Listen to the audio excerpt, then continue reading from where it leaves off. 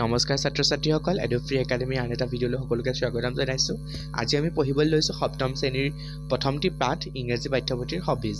Hobbies মানে কি? Hobbies মানে হৈছে এনেকুৱা এটা কাম যিটো আমি কৰি ভাল পাওঁ, যিটো আমি আজৰি সময়ত কৰি ভাল পাওঁ বা যিটো কাম কৰিলে আমি আনন্দ পাওঁ। Hobbies is a work which gives আছ happiness in our free time. We love to do that in our free time. মানে আমি ফ্ৰী টাইমত সেই কামটো কৰি ভাল পাওঁ আৰু হ্যাপিনেছ মানে আমাক সুখ প্ৰদান কৰে বা আমি ভাল পাওঁ সেইটো কৰি পিনি। ইয়াত কিছুমান হবিজ দিছে ফটোগ্ৰাফী, কালেক্টিং মানে ষ্টাম্প কালেক্ট কৰা, খেলি ভাল পোৱা, প্লেয়িং, ছবি আঁকি ভাল পোৱা, পেইণ্টিং আৰু ৰিডিং শব্দটো ভুল হৈ আছে। পঢ়ি ভাল পোৱা, ৰিডিং আৰু ক্লাইম্বিং মানে পাহাৰ বগাই ভাল পোৱা বা গছ বগাই ভাল পোৱা। অলৰেডি আমি পঢ়িবলৈ পাম গছ বগাই ভাল পোৱা এটা চেপ্টাৰ আছে আমাৰ এই ইংৰাজী পাঠ্যপুথিখনত। নেক্সট আমি পঢ়িম সেইটো।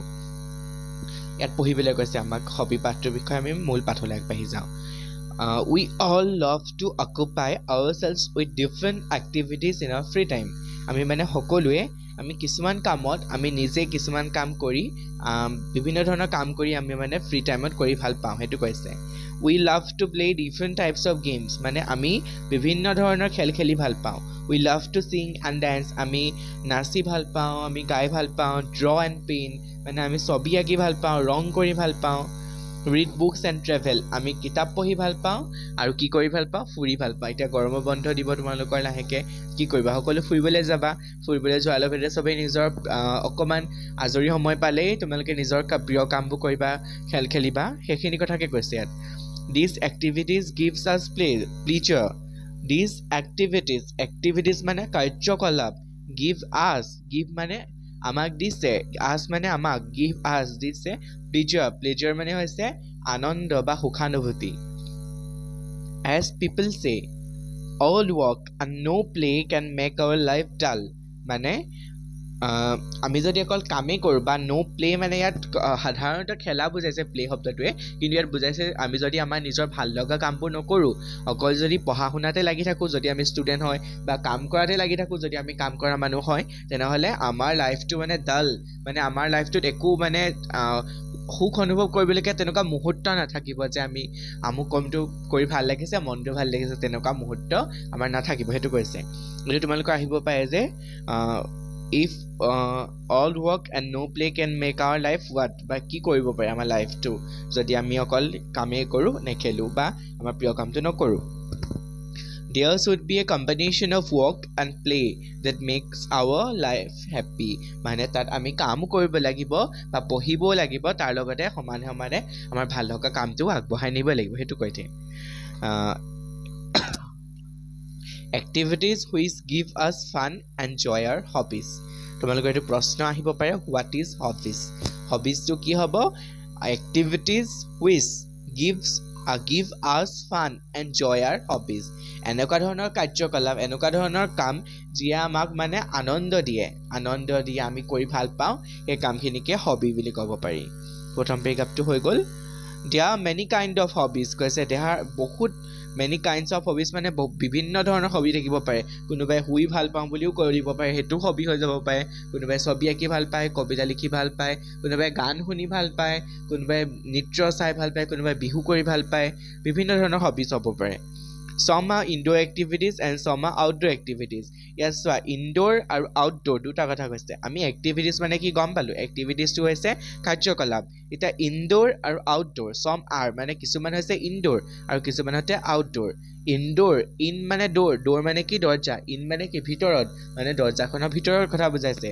মানে আমি যিটো কাম ভিতৰত কৰিব পাৰোঁ, এটা ৰুমৰ ভিতৰত কৰিব পাৰোঁ, এটা ঘৰৰ ভিতৰত কৰিব পাৰোঁ, মানে কিবা এটা অঞ্চলৰ মানে এখন চাদৰ তলত বা তেনেকুৱা ধৰণৰ এটা বন্ধ অঞ্চলৰ ভিতৰত কৰিব পাৰোঁ, সেইটো হৈছে ইনডোৰ এক্টিভিটিজ। আৰু ছমাৰ আউটডোৰ এক্টিভিটিজ মানে বাহিৰত মুকলিভাৱে আকাশৰ তলত যিখিনি কাম কৰিব পাৰোঁ, মুকলি আকাশৰ তলত যিখিনি কৰোঁ, সেইখিনি আউটডোৰ এক্টিভিটিজ। ইনডোৰ এক্টিভিটিজ কি হ'ব? চেছ খেলা, এটা ৰুমৰ ভিতৰত খেলিব পাৰোঁ নহয় আমি। আৰু কি হ'ব? পঢ়া তাৰপিছত কবিতা লিখা, কিবা লিখা, সেইবোৰ আমাৰ ইনডোৰ এক্টিভিটিজ হৈ যাব পাৰে।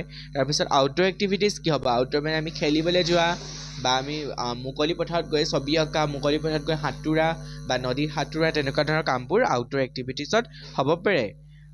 কালেক্টিং ষ্টাম্পছ এণ্ড কইনছ মানে ষ্টাম্পছ মানে হৈছে আমি যে পষ্ট কাৰ্ডবোৰ আমাৰ যে চিঠিবোৰ আহে চিঠিত যে এটা ষ্টাম্প থাকে সেই ষ্টাম্পবোৰ কালেক্ট কৰা কাৰণ ষ্টাম্পত মানে বিভিন্ন ধৰণৰ ফটো থাকে বা বিভিন্ন ধৰণৰ কিছুমান হিষ্টৰিক ইভেণ্টৰ লগত ৰিলেটেড কিছুমান আমাৰ ফটো থাকে সেইখিনি কথা কৈছে কইনছ মানে পুৰণি আমাৰ যিখিনি খুচুৰা পইচা সেইখিনি গোটোৱা কথা কৈছে listening to music and reading books indoor activities মানে আমি ঘৰৰ ভিতৰত যেতিয়া আমি মোবাইলতে হওক বা আগৰ দিনতো ৰেডিঅ' আছিলে এতিয়া মোবাইলতে হওক আমি গান এটা শুনিছোঁ এণ্ড ৰিডিং মানে আমি কিতাপ এখন পঢ়িছোঁ আমাৰ তোমালোকে বাহিৰা কিতাপ যি বুলি কয় স্কুলত সেইবোৰৰ ভিতৰত কিবা এখন কিতাপ পঢ়িছা বা স্কুলৰ পাঠ্যপুথিৰ বাহিৰে বেলেগ এখন কিতাপ পঢ়িছা পঢ়ি ভাল লাগিছে সেইটো তোমাৰ ইনডোৰ এক্টিভিটিজ হৈ গ'ল gardening travelling swimming trekking photography outdoor activities তোমালোকৰ ইনডোৰ কি আৰু আউটডোৰ কি মনত ৰখাৰ লগতে কোনখিনি ইনডোৰ হয় কোনখিনি আউটডোৰ হয় তোমালোকে মনত ৰাখিবা